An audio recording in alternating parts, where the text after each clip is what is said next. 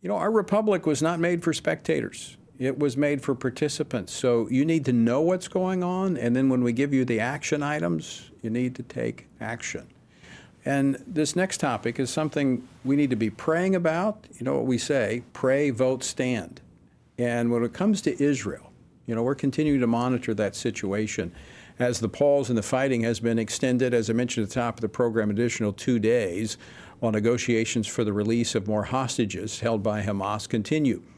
Now, as students of the Bible know, enemies have risen up against Israel and God's people since the dawn of history.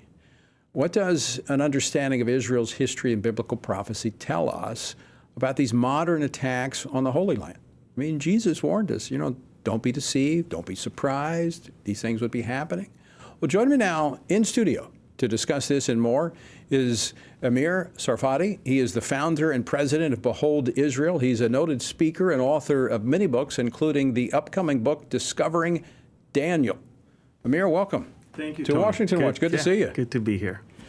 So, just for the benefit of our listeners and our viewers, we go back to, I guess, 2015. We were in Correct. Israel. You led one of our first tours that we took to Israel. Yeah, it was wonderful. It was. You brought a few buses, and we had a good time and good fellowship also. Well, very educational as one who is a follower of Jesus. Mm-hmm.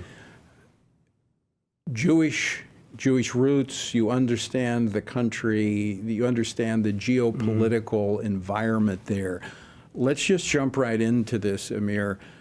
Give us the latest. You just returned from Israel here to the United States, or just came to the United States from Israel. Give us a sense.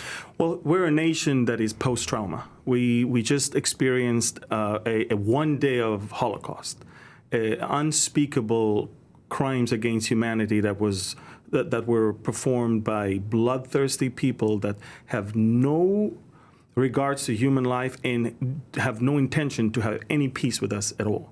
Which, by the way, leads me to Psalm 120 that says that I have dwelt with people who hate peace. When I am for peace, they are for war. And that's who we have business with. And Israel, for the longest time, tried to appease them by giving them jobs within Israel, by allowing money to flow in.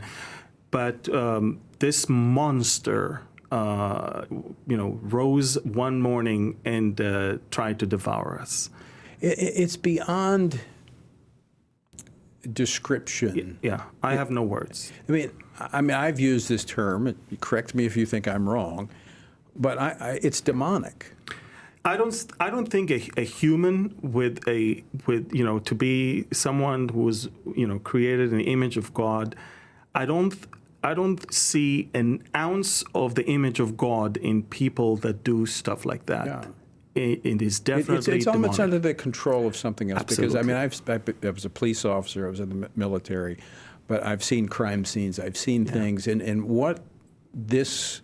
The depictions, the pictures I've seen, the stories, it's beyond what I believe humans could do to one another. And I think that's what the Israelis understand right now. We're facing something that is far above and beyond what we ever expected. This is not something we are willing to live next to. Nor should you have to. I know. Well, some people think we should. But Amir, let's talk about that, because now the sympathy is beginning. The media is fueling the sympathy for. And look, I pray for believers that might be in Gaza, and I don't want to see bloodshed. But I've been there. I've been to the border. I was there in 2014 when the attacks were taking place. I mean, I've seen the land. I know how indefensible it is under the best of circumstances. Exactly. And we're facing right now a battle between two things. One, we have the largest terror base on planet Earth. And in the north, we have the largest or the strongest terror organization on planet Earth. Right. And you're sandwiched in between. We're sandwiched right in between them. And it's not a big parcel of land. Nope. And we understand now, that was a wake-up call for us. Yes. We understand now that there is no way we can live like that even a day longer. Right. So we are doing what we should have done long ago, and we didn't because of pressure. Okay, let's talk about that pressure, because we're seeing that pressure arise again. Correct. Even from this country that we're sitting Yes. in right now, the Biden administration pushing for this quote-unquote pause, which has stopped Israel from taking care of business. You know, right now, the Israeli troops in Gaza are seeing, watching, looking at Hamas terrorists regrouping and reorganizing. Right now, we see we cannot shoot them. But we see that what they're planning for us once this pause is over is far greater than what we had with them before. This was a terrible mistake to stop right now. We should have had a pause, but 2 weeks from now, when northern Gaza is completely leveled, all the tanks are facing the south, now let's talk business. And I should mention you served as a major in Yep. the IDF. So let's talk about the support from evangelicals here in this country. I mean, the UN is like on the other side of this. Absolutely. It's disgusting what we're hearing out of the UN Secretary General. Where else is Israel finding support from? Not too many. It's funny. We do have unexpectedly support from Germany and from Hungary and the Czech Republic. Hungary, everything. But believe it or not, we see unbelievable wave of anti-Semitism all over the world that is also to some degree hosted and tolerated by governments, such as in Belgium and in Spain, in other places. I mean, the Irish Prime Minister just tweeted yesterday, Emilia was found. She was lost and she was found. She was not lost. She was kidnapped. Right. And she wasn't found. She was released for 3 terrorists that we had to release for her. I mean, that's how it works. They live in a parallel universe. It's a different Is it planet. intentional? I believe that, first of all, in Ireland, it's a built-in, I think it's a deeper problem there. And I think that right now, by the way, what happened on October 7th, Tony, has caused a tectonic shift of many plates in many different levels all around the world. Yeah. And we're watching Agreed. it happening. And a lot of countries are now dealing with built-in anti-Semitism that they had for many years, and now it's rising, and now they have to choose Jewish people that we know that are not posing any harm for our country versus those Muslim migrants that we brought now that are leading this whole anti-Jewish And they're afraid thing. of them. They're afraid of them, exactly. They're afraid of them in France, they're afraid of them in Belgium, and now look what happened in Holland, in the Netherlands. Right. So, Amir, let's put this in biblical context. Yes. I mean, people are asking, what does this mean? Where does this fit in to Scripture? Okay, so we're watching 3 things that are happening right now. First of all, we're watching a resolve on behalf of the Israelis to live without borders anymore, without fences, without walls, because we're about to defeat our enemy. We're about to crush the enemy. It's something that we lived for years under the guise of the larger the wall is, the better the anti-missile defense system is, the better it is. No. We have to live without that enemy on the other side. But the second thing that is happening is Jews all around the world now wake up to the reality that there's no safe place for them as Jews than Israel. How do you explain that other than it being spiritual? I can't explain that. But these Jews, in most of the countries where they were the leading liberal voices in America and in Western Europe. And right now they see that being liberal is not enough, being progressive is not enough. They hate me for being a Jew. Right. Which, if you look at that, is a very small population, relatively speaking, to the rest of the world. Why the sustained historical hatred? It's spiritual. That's the only way. It's spiritual. Yes. Because we honestly, show me one bad thing that the Jews, I mean, there are Jewish people that did, stuff that I might not like. Yeah, but exactly. But as a nation. But look what they contributed. Exactly. And look at the Nobel Prizes that we won, and look at the innovation and technology. And the interesting thing is that really there is no other way to describe it but spiritual. Even now, the Jewish people themselves realize it's above and beyond what we can see. So it's a wake-up call for this generation. It's a wake-up call. Jews return back to Israel. in thousands. And the Jews in Israel are fleeing. There's an exodus from hedonism and materialism and secularism towards believing in God because they understand. So a spiritual revival? It's a mini revival. It's not a revival that I would expect. I mean, It's a they're not return to the following roots. Christ. Right. Exactly. First, you have to return to your God and then understand what God did for you. Right. And so we see that happening right now. And it's amazing. It's amazing. So how should evangelicals be looking at this situation? How should we be praying into it? Well, first of all, I believe standing for Israel and with Israel always cost.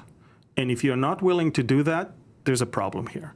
Jesus is going to one day judge the sheep and the goats based on how they treated the least of his brethren. I mean, even Joel chapter 3 talks about the fact that nations will be judged according to what they did to the nation of Israel. Right. Christians must know that they have to stand for Israel, have to pray for Israel, have to help them.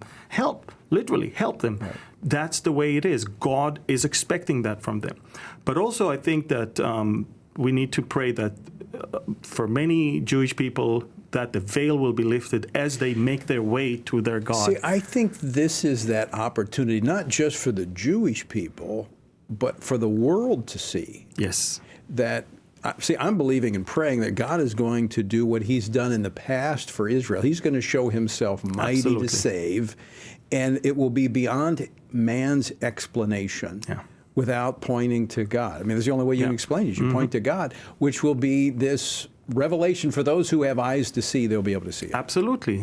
You're right. And I do believe that if you really have eyes to see and ears to hear, you're about to see amazing things. God is on the move right now. And by the way, I believe God is testing the nations right now. He's testing the nations. And among the nation, he's testing the believers, his people. Yeah. And Israel is on where we stand with Israel. Yes, Israel has always been. Look, when I began to travel around the world, God showed me, wherever you go, look at what they teach about Israel, and you will know the spiritual state of that church. Because it's like a litmus test. It's amazing. So when I chaired the U.S. Commission on International Religious Freedom, we were looking at this rise of anti-Semitism in Western Europe. And part of the concern, and historically speaking, is that that's usually, as the special rapporteur for anti-Semitism at the United Nations said, it's the canary in the coal mine. Correct. And so if Christians are silent here on what is happening to Jewish people all over the world, we're next. Absolutely. And by the way, those terrorists always say the Saturday people are first, the Sunday people are next. They use that term. They don't even hide it. And I mean, Europe must wake up, and America must wake up. America has thousands of sleeping cells all across the country. Your southern border is so open, and I can't even imagine how many Hezbollah and Hamas cells are in your country right now. Yeah. They're testing you. And look, they waited and waited and waited and deceived us and deceived the whole area that they're deterred and they're not going, and then boom, one day they strike. So was a part of it the political acrimony and division in Israel that opened the door for this, you think? Absolutely. They saw that they thought Israel is too weak to respond. The society is too divided. They lost their patriotism. They lost the sense of, giving your life to this country. That's what they thought. That's what. Yes. You sounds like you're describing America, though, too. Absolutely, because this is exactly what the whole world is experiencing, and America leads that. And I'm telling you, when they smell weakness, they strike. So we're positioned to be hit. I have no doubt. I've said that from day one. For me, when I came it wasn't 9/11, it was 9/9. I came to America. And I gave a teaching called Will There Be Peace? And I talked about the coming Islamic terrorism to America. Nobody bought the tape, don't worry. The next day I was in New York City, and I asked, what's going to happen if something hits those two buildings? Because I asked Pastor Lloyd Pulley from Calvary Yes, Chapel yeah, of right. I know Old Bridge, and the next day it happened.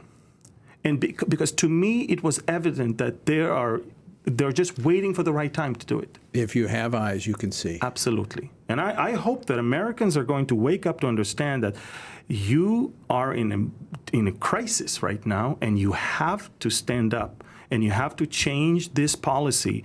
And you know what you need to do in November. Amir, unfortunately, we're out of time. All We right. could spend the rest of the night talking. Very quickly, how can folks find out more about Behold Israel? Well, beholdisrael.org. We are on Telegram, Instagram, Facebook, and YouTube, Behold Israel. And again, go online to our website and you'll find the rest. And frequently with our mutual friend Jack Hibbs. Yes, out exactly. of Calvary Chapel, Chino You're right. Hills. Amir, thanks so much for Thank you, joining us Tony. today. Always great to see you, brother. You too.